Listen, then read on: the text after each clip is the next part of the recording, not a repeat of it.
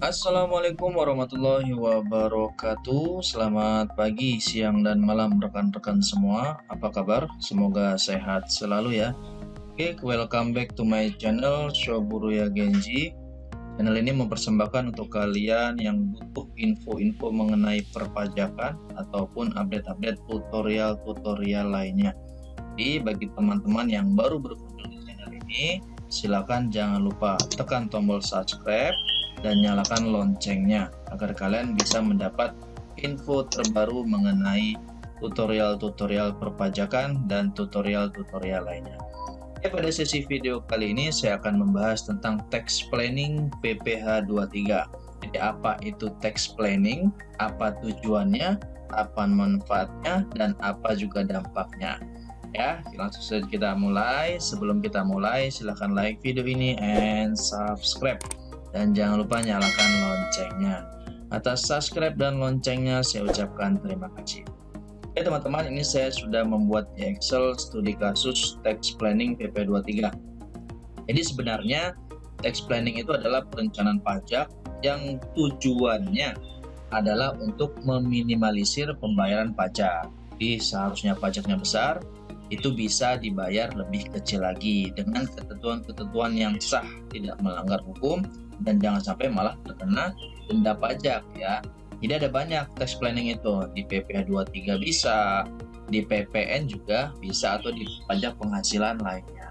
Nah, pada video tutorial kali ini saya akan mencontohkan tax planning untuk PPh 23 yang sebenarnya kan teman-teman sering tuh dapat PPh 23 di PT-nya atau di perusahaannya sendiri masing-masing. Itu bisa kita minimalisir pembayaran pajaknya ya, bisa kita perkecil dengan ketentuan yang berlaku yang sah ya. Nah, pada contoh kali ini saya akan buat tentang pembuatan seragam ya. Nah, ini contohnya.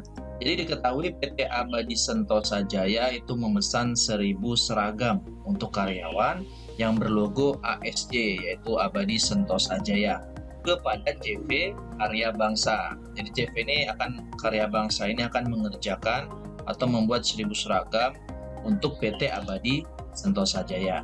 Nah, berapakah PPh 23 yang harus dipotong?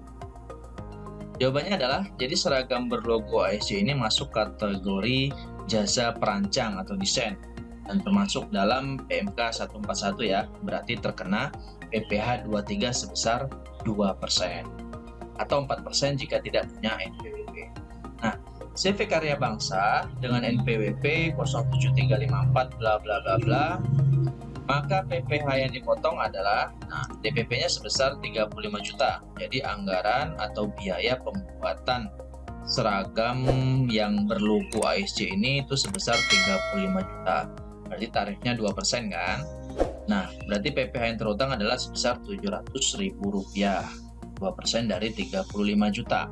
Nah, ini jika CV Karya Bangsanya punya NPWP. Namun jika dia tidak punya NPWP, maka tarifnya itu lebih besar, yaitu 4% ya. Lebih besar 100% karena tidak memiliki NPWP.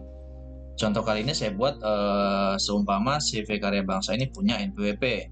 Berarti potongannya 2%. Yang harus kita bayar adalah 700.000.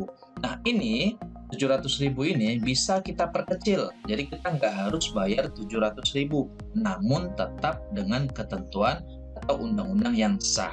Bagaimana caranya? Ini ya, sudah saya buatkan. Jadi untuk transaksi di atas, kita bisa pakai strategi tax planning dengan cara memisahkan detail transaksi tersebut. Contoh tadi pembelian kaos seragam kan sebesar 30 juta. Totalnya kan 35 juta nih, 35 juta total semuanya. Tapi kita nggak tahu isinya itu apa aja. Nah, sementara sebenarnya detail invoice itu ada seperti ini. Pembelian kaosnya itu 30 juta. Jadi 1000 kaos. 1000 kaos itu tinggal beli kan. CV Karya Bangsanya tinggal beli dengan harga 30 juta sebanyak 1000 kaos. Nah, CV Karya Bangsa itu jasa desainnya 5 juta. Jasa desain untuk membuat logo ini tadi, logo ASJ di kaos seragamnya. Nah, berarti potongan pajaknya bisa kita minimalisir lagi dengan cara mengambil hanya dari dasar 5 jutanya saja. Kenapa bisa begitu? Ya bisa, karena itu sudah sesuai ketentuan. Jadi 30 juta ini adalah pembelian. pembelian seragam sebanyak 1000 piece.